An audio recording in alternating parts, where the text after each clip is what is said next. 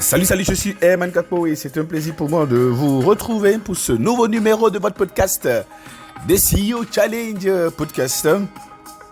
Et bien, nous avons commencé par parler hier de leadership visionnaire, comment on devient visionnaire, comment laisser son empreinte visionnaire, c'est le thème que nous avons vu hier. Et aujourd'hui, on va reprendre le plus simplement possible à comment on fait pour caster une vision, comment on ose rêver à changer le monde. Comme le dit Steve Jobs, seuls ceux qui sont assez fous pour penser qu'ils peuvent changer le monde y arrivent. Et dans ce nouveau numéro de votre podcast, The CEO Challenge Podcast, nous allons voir ensemble comment se projeter, comment développer la capacité à devenir un leader visionnaire. Il est clair que la première chose que l'on voit lorsqu'une personne finit par réaliser sa vision, finit par y arriver, c'est qu'elle a le pouvoir, c'est qu'elle a de l'argent, c'est qu'elle a les honneurs, les portes ouvertes. Il a le sentiment donc du coup d'y être arrivé. Les dirigeants visionnaires ont-ils vraiment quelque chose d'exceptionnel? Ou devient-il visionnaire par choix? Y a-t-il une approche, une méthodologie pour devenir un visionnaire? Certainement. Avant de parler de méthodologie pour devenir un leader visionnaire, ce qui est l'objectif donc du coup de cet épisode, je voulais tout simplement dire que les visionnaires le deviennent par choix. On ne naît pas visionnaire, c'est quelque chose qu'on devient par choix. La plupart des gens passent le temps à être un autre directeur financier, un autre directeur commercial, un autre directeur du système d'information bien payé, un autre DG, voilà. Le dirigeant visionnaire décide, lui, en revanche, de ne pas être ordinaire, de ne pas juste faire les choses, de ne pas faire juste de quoi exister, de quoi avoir du surplus de revenus, plus que subvenir. Donc, du coup, il décide de faire plus que subvenir, donc, du coup, à ses besoins. Le leader visionnaire décide à un moment donné, sans le savoir parfois aussi, de devenir une légende. La bonne nouvelle pour ce qui vous concerne, c'est que vous pouvez prendre la décision dès maintenant et opérer le choix drastique de devenir un visionnaire légendaire. Je vais vous montrer structurellement comment y arriver. Maintenant, j'ai une question importante pour vous. Ne voulez-vous pas devenir un dirigeant de légende? Ne voulez-vous pas devenir un dirigeant de légende? Un jour, j'étais en train d'échanger avec un dirigeant, on était en train de causer, et puis il me demandait, Herman, comment devient-on un visionnaire? Quelqu'un comme le président de notre groupe. Je lui ai répondu en 3 points. Je lui ai dit, on devient visionnaire quand on décide de se donner une nouvelle vie, une nouvelle mission au-delà du besoin de subvenir à ses besoins, d'avoir des appartements et des maisons et se payer des vacances et des retraites juteuses.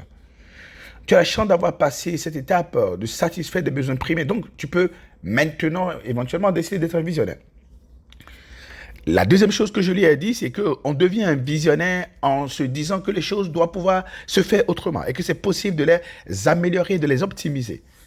Est-ce que c'est possible d'avoir des résultats drastiquement meilleurs? On devient un visionnaire à partir du moment où on a une raison secrète. On appelle ça en anglais un why ou un pourquoi. Que des gens comprennent et qui se cristallisent son obsession à être mieux, faire mieux, avoir mieux, attendre mieux, atteindre mieux, assurer mieux, bâtir quelque chose de mieux. Et n'importe quelle personne, n'importe qui peut opérer le choix de prendre la décision, n'est-ce pas? Est-ce que vous avez décidé de cocher les 3 points, d'être exceptionnel, de mieux faire les choses, de laisser les choses dans un état meilleur? Si oui, ça y est, vous êtes en train d'entrer dans la voie de légende. Vous avez compris que vous ne pouvez pas continuer de mener une vie ordinaire, ni une carrière ordinaire, une carrière commune, une vie commune. Vous avez choisi déjà d'être une exception, d'être une légende. J'ai appris de Paulo Coelho, qui est l'auteur d'un livre magnifique qu'on appelle L'Alchimie, c'est que la seule façon dont la vie vaut la peine d'être vécue, c'est de la passer à accomplir sa légende personnelle.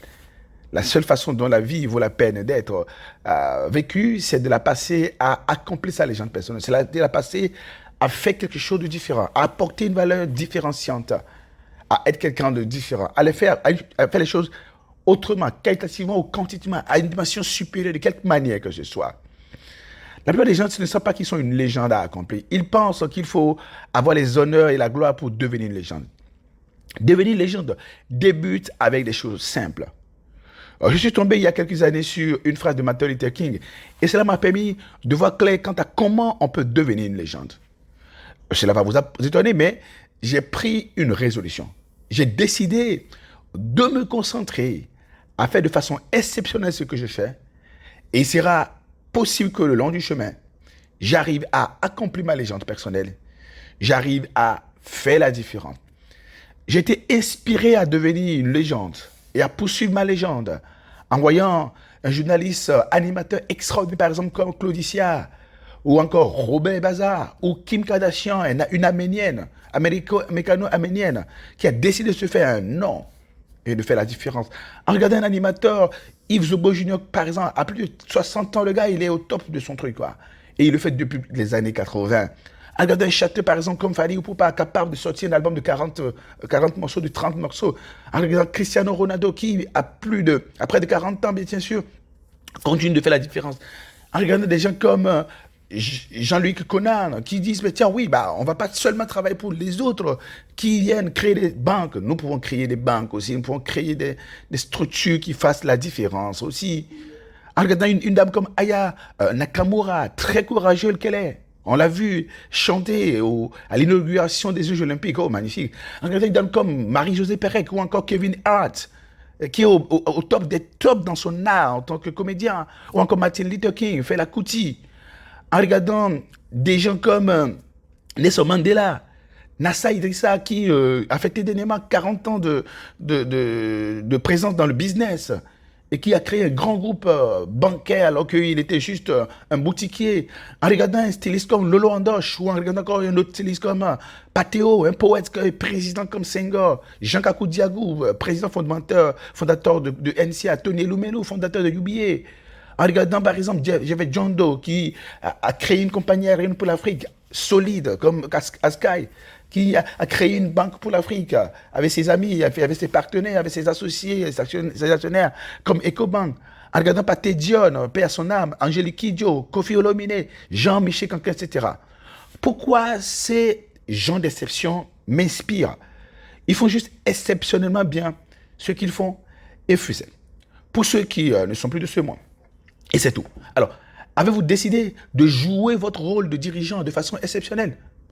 Au fait, j'ai quelques lignes de Martin Luther King qui peuvent vous inspirer à devenir l'un des meilleurs dirigeants que vous connaissez. Martin Luther King dit, quoi que vous fassiez dans la vie, faites-le bien. Un homme devrait accomplir sa tâche, si bien que que ni les vivants, ni les morts, ni ceux qui ne sont pas nés ne puissent le faire mieux que lui. Si la destinée a voulu que vous soyez un balayeur de la rue, alors balayez comme Michel-Ange, peignez ses tableaux, comme Shakespeare écrivait sa poésie, comme Beethoven composait sa musique. Balayez les rues si bien que lorsque longtemps après, les eaux du ciel et de la terre devront s'arrêter pour dire, ici a vécu un grand balayeur des rues, qui faisait bien son boulot. Eh bien, Martin Luther King, vous imaginez qu'après votre passage à la tête de votre organisation, on dirait, à la tête de cette organisation a été un grand leader qui faisait bien son boulot. Quelqu'un m'a posé la question de savoir comment on devait faire pour devenir un excellent manager. Je lui ai répondu, je ne sais pas comment tu as trouvé tes managers mais s'ils t'inspirent, alors sois le meilleur manager que tu aurais voulu ou aimé avoir eu. J'ai entendu, après plusieurs reprises du moins, Robin Sharma dit une phrase extraordinaire. Il disait, eh bien, soyez tellement bon qu'il soit impossible de vous ignorer. Rien qu'avec ça, soyez tellement bon qu'il soit impossible de vous ignorer. Rien qu'avec ça, la légende s'écrira. Alors, voulez-vous être tellement impactant, performant en tant que dirigeant qu'on ne puisse pas vous ignorer? Si vous vous y mettez, vous allez devenir une légende. Choisissez des choses que vous allez faire de façon exceptionnelle. C'est déjà suffisant de devenir une légende, un homme exceptionnel, une femme d'inspiration. Cela veut dire que ça veut pas dire que vous allez être parfait partout et en tout. Vous aurez des défis, mais vous devez être exceptionnel dans un aspect, à une dimension de votre game, de votre jeu, voyez-vous. Prenez le temps de répondre à la question suivante. Si vous avez décidé de devenir un dirigeant exceptionnel, visionnaire, vous n'allez pas être juste un autre dirigeant. Soyez un dirigeant d'inspiration. Alors donc, reposez à la question suivante.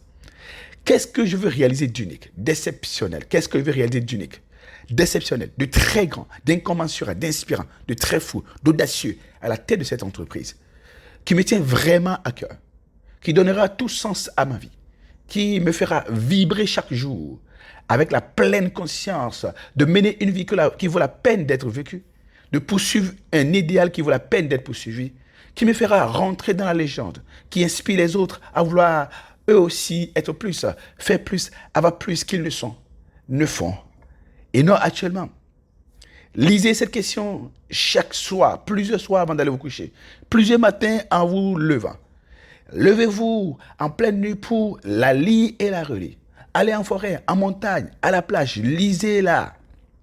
Lisez quand vous montez dans une voiture, quand un avion décolle ou en plein vol. Et je peux vous assurer d'une chose, vous allez réveiller du moins en vous le dirigeant visionnaire et légendaire. Qu'est-ce que vous voulez réaliser d'unique, d'exceptionnel, de très grand, d'incommensurable, d'inspirant, de très fou, d'audacieux à la tête de votre organisation, l'entreprise que vous voulez diriger, qui vous tient à cœur, qui donnera tout son sens à votre vie, qui vous fera vibrer chaque jour, avec la pleine conscience de mener une vie qui vaut la peine d'être vécue, de poursuivre un idéal qui vaut la peine d'être poursuivi, qui vous fera rentrer dans la légende, qui inspirera les autres à vouloir être plus, faire plus, avoir plus qu'ils ne font et qui n'ont actuellement. Et si vous arrivez à répondre à cette question, eh bien voilà, vous serez un grand visionnaire. Vous allez rentrer dans la dimension visionnaire. Demain, je vais continuer à parler de leadership visionnaire et tout ce qu'il est possible de faire et que vous pouvez faire pour rentrer dans la légende, pour ne pas juste être un autre visionnaire, pour impacter votre monde. Choisissez maintenant, car le monde, car l'Afrique a besoin d'encore plus de légendes, d'encore plus de visionnaires.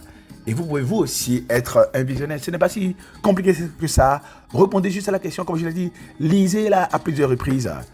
Et pourquoi pas, dans 30 ans, dans 50 ans, dans 100 ans, on dira, il a été un grand dirigeant, un visionnaire.